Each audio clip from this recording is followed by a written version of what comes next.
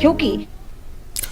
और इस वक्त एक बड़ी खबर आ रही है। प्रधानमंत्री नरेंद्र मोदी आज दोपहर 1 बजे चक्रवात बिपरजॉय से संबंधित स्थिति की समीक्षा के लिए बैठक करेंगे। इस वक्त की बड़ी खबर हम आपके लिए ट्रैक कर रहे हैं। बिपरजॉय जो चक्रवाती तूफान है, जो इस वक्त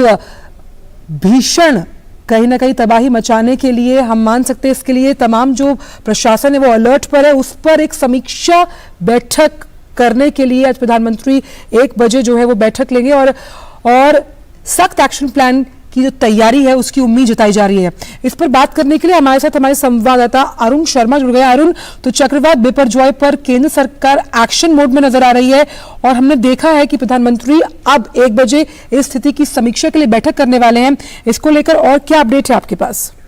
बिल्कुल आंचल, देखिए 15 जून तक का समय काफी सिग्निफिकेंट रह सकता है। जहां तक साइक्लोन बिपरजॉय की बात करें तो जो कोस्टल एरियाज है गुजरात के और जाहिर सी बात है हम कहें कि सौराष्ट्र और जो कोस्टल एरियाज हैं वहां पर देखिए कि इंटेंसिफाई होता हुआ दिखाई दे रहा है। प्राइमरीली जो मीटिंग है उसमें सेंटर और स्टेट की तरफ से जो टॉप गवर्नमेंट ऑफिशियल्स हैं वो शिरकत करेंगे और प्राइम मिनिस्टर नरेंद्र मोदी एक तरह से इसको रिव्यू करेंगे। उन्हें ब्रीफ दिया जाएगा कि आखिर अभी किस तरह के हालात हैं और क्या कुछ तैयारियां हैं सेंटर और स्टेट द्वारा, ताकि जो ये साइक्लोन जो इंटेंसिफाई हो रहा है, लैंडफॉल जब करता है तो उसके बाद में जो एक कास्केडिंग इम्पैक्ट जिसका देखने को मिलता है उसके लिए क्या कुछ तैयारियां वो सेंटर एंड स्टेट्स के द्वारा की गई हैं। जो रिलीफ एंड रेस्क्यू ऑपरेशंस की जो टीम है, हम एनडीआरएफ की बात करें तो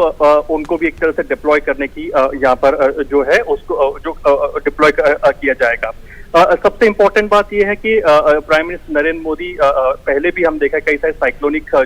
जो साइक्लोन आते हैं उनको जब रिव्यू करते हैं तो उनका क्लियरली फोकस इस बात पर होता है कि जो साइक्लोन आएगा तो उसके बाद जो एक तरह से त्रासदी जो पैदा होती है, यानी कि जो टेलीफोन लाइंस कट जाती हैं, टेलीफोन लाइंस होती है, रोड कनेक्टिविटी जो होती है वो तुरंत इम्पैक्ट होती है। तो कैसे इमीडिएटली इन इवैक्यूएशन पर फोकस रखा जा सके और कैसे लैंड कनेक्ट जो रोड कनेक्टिविटी को जल्द से जल्द दुरुस्त किया जा सके, टेलीफोन लाइंस जो कि खराब हो जाती हैं, इसके बाद में कम्युनिकेशन कहीं ना कहीं इम्पैक्ट होता है, तो उस टेलीफोन लाइंस को कैसे जल्द से दुरुस्त किया जा सके। तो जाहिर सी बात है आज जब प्राइम मिनिस्टर नरेंद्र मोदी दोपहर में जो ये रिव्यू बैठक करेंगे तो उनको एक तरह से ब्रीफ भी दिया जाएगा और क्या कुछ इंस्ट्रक्शंस रहेंगे उनकी तरफ से कि किस तरह साइक्लोन की जो ये त्रासदी जो कि एक तरह से इंटेंसिफाई होती जा रही है। माना जा रहा है कि 15 जून तक का समय काफी सिग्निफिकेंट रह सकता है जब ये लैंडफॉल पूरा हो जाएगा और उसके बाद भी कहीं ना कहीं आप उसके एक तरह से इम्पैक्ट देखेंगे तो किस तरह की तैयारी स्टेट और सेंटर द्वारा है उस पर पूरी तरह से रिव्यू किया। अच्छा अरुण, हम जानते हैं कि डिजास्टर मैनेजमेंट एक बहुत बड़ा मुद्दा होता है, खासतौर पर इस तरह की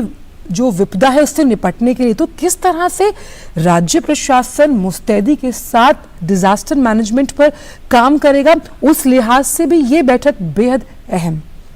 बिल्कुल, ये गुजरात का जो कोस्टल एरिया है आप देखिए फिशरमैन के लिए काफी क्रूशियल रहता है और इस समय पर उनको अलर्ट जारी कर दिया गया है कि वो कहीं वेंचर आउट ना करें सी साइड में या कोस्टल पार्ट के अंदर। दूसरा देखिए कि द्वारका जैसे जो रिलीजियस प्लेसेस है वो भी यहाँ कोस्टल एरिया में पड़ते हैं, तो काफी बड़ी संख्या में जो रिलीजियस टूरिस्ट जो होते हैं वो भी दर्शन करने के लिए आते हैं, क्योंकि सौराष्ट्र की आप बेल्ट ले लीजिए, मोस्ट ऑफ जो गुजरात में जो रिलीजियस प्लेसेस हैं वो कोस्टल बेल्ट पर भी पड़ते हैं, जिसमें द्वारका एक बहुत प्रोमिनेंट रिलीजियस टूरिस्ट साइट है। तो गुजरात गवर्नमेंट ने अपील की है कि जाहिर सी बात है द्वारका एक बहुत श्रद्धा का एक केंद्र माना जाता है, लेकिन जो गुजरात सरकार ने भी अपील की है कि इस समय पर अवॉइड करें इस तरह जो रिलीजियस टूरिज्म करना इस समय पर, क्योंकि हो सकता है ट्रैवलर्स को या जो टूरिस्ट है उनको दिक्कतों का सामना करना पड़ जाए। तीसरा जो गुजरात गवर्नमेंट है पूरा एक रोड मैप या फिर कहें कि रेस्क्यू प्लान के साथ में आगे बढ़ रही है कि लैंडफॉल तो देखिए करेगा 15 जून तक का जैसा समय बताया जा रहा है कि लैंडफॉल का, और जब भी लैंडफॉल होता है इस साइक्लोन का तो जाहिर सी बात है कि उसका इम्पैक्ट वहां पे आता है, तेज हवाएं चलती हैं, काफी ऊंची लहरें उठती हैं, पानी कहीं ना कहीं आगे भर करके निकल करके आता है, तो कई सारे इम्पैक्ट जो कास्केडिंग इम्पैक्ट होते हैं। तो अरुण, इस बैठक में किन किन अधिकारियों के शामिल होने की संभावना जताई जा रही है, क्योंकि ये बात हम मानकर चल रहे हैं कि जो गुजरात सरकार राष्ट्रीय आपदा मोचन बल है या फिर हम एसडीआरएफ का जिक्र करें तो जो ये तमाम दल हैं वो तटीय इलाकों में तैनात है और 6 जिलों में आश्रय केंद्र स्थापित करने की बात की जा रही है। उस लिहाज से कौन कौन से जो नोडल अधिकारी हैं जो प्रधानमंत्री को जानकारी देंगे मेन, वो इस बैठक में शामिल हो सकते हैं?